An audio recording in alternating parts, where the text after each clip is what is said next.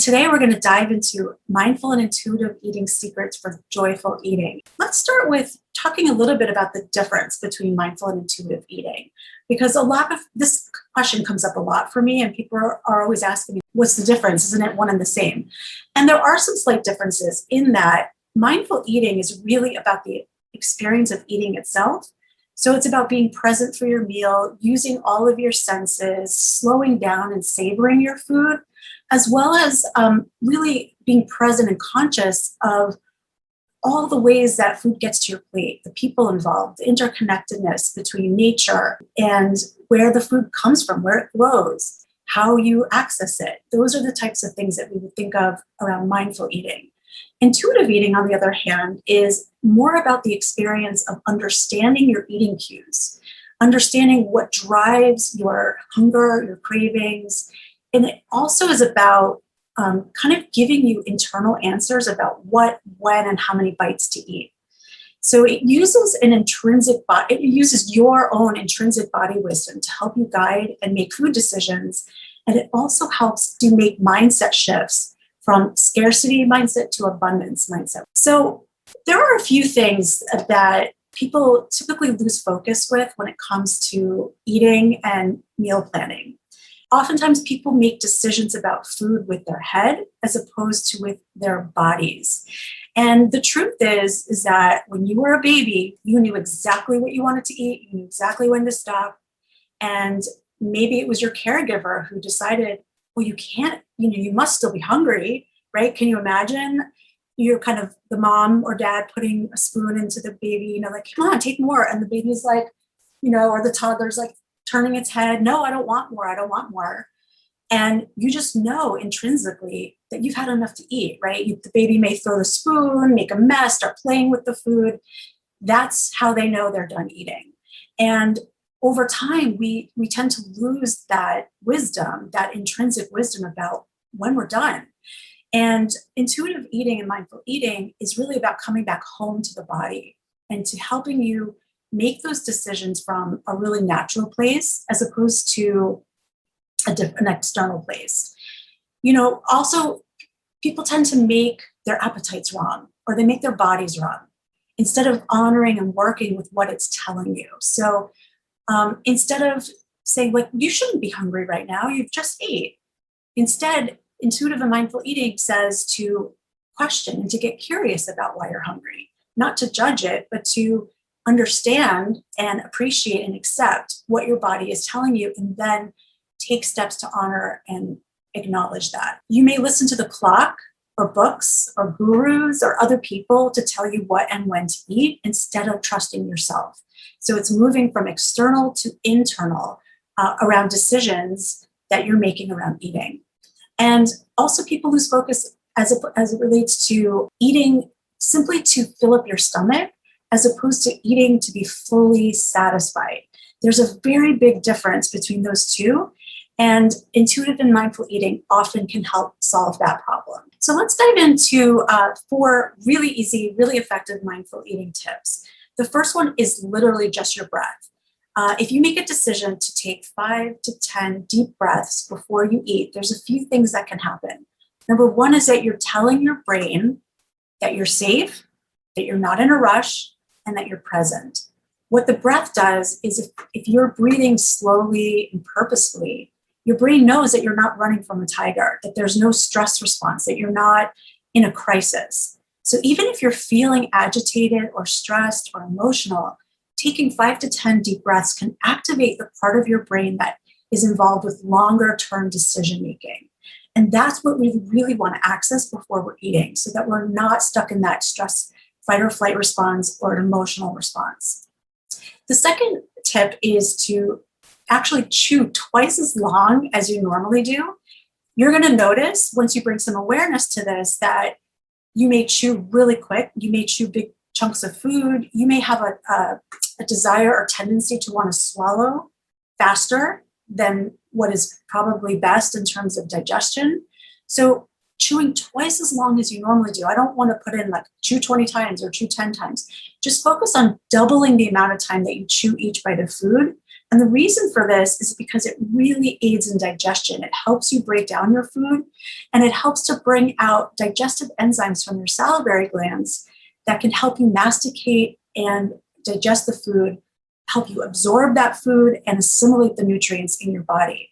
It also helps you to, for your taste buds and your palate to determine that it's getting pleasure from the meal. If you're eating it really fast and barely chewing the food, you're also not getting the kinds of nuanced cues and signs that your brain needs to know when to stop eating. And that comes from your palate and from your taste buds. So the third one is, this is so ridiculously easy and simple. And it's something that I had to train myself and teach myself to do, because we're so often on the go, multitasking, eating in our cars, eating in meetings, and really not even being fully conscious while we're eating. Just put your fork down for like a minute, take a breath, and kind of get the lay of the land. Are you still hungry? Which part of the meal are you enjoying? Why?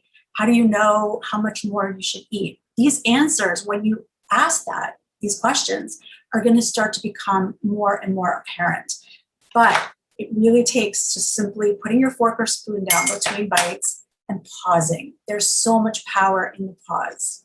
And then the last thing I want to talk about is the cephalic phase of digestion. Your body starts digesting food even before you take a single bite of food. So if you ever pass by a bakery, for instance, and there's like warm bread baking in the oven and you can smell the aroma coming as you're passing the street, you may notice a couple of things. You may notice that your stomach starts growling. You may notice that you start salivating. These are the initial steps of digestion that happen before you take a single bite of food. And so paying attention to all of your senses, the aroma, even listening, like, is the food crunchy? Is it, like, what are the textures? And really bringing a sense of all your senses involved in the experience of eating. We know also presentation is really important. We eat with our eyes first. So making sure that you're sort of setting the tone for your meal, like maybe put some nice candles, maybe lower the lights, put some music on, and get into a nice, calm and easy environment for you to really enjoy the process of eating. I want to now move into some effective and easy intuitive eating tips, which is, again, a little bit different. And I want to start by this concept. This should be hopefully something that you'll remember very easily. Stop, look, and listen. So when you're thinking about starting a meal, oftentimes, especially if we're stressed or we're emotional, we will go from stimuli to response. So like maybe the kids are fighting and you immediately go to your cabinet to just instinctively to get some chocolate or something. You're operating from an emotional space as opposed to in a more grounded space, like I talked about earlier. So the first step would just be to stop. Just stop what you're doing, look around, like what just happened in your environment. Did you just get into an argument with someone? Are the kids fighting?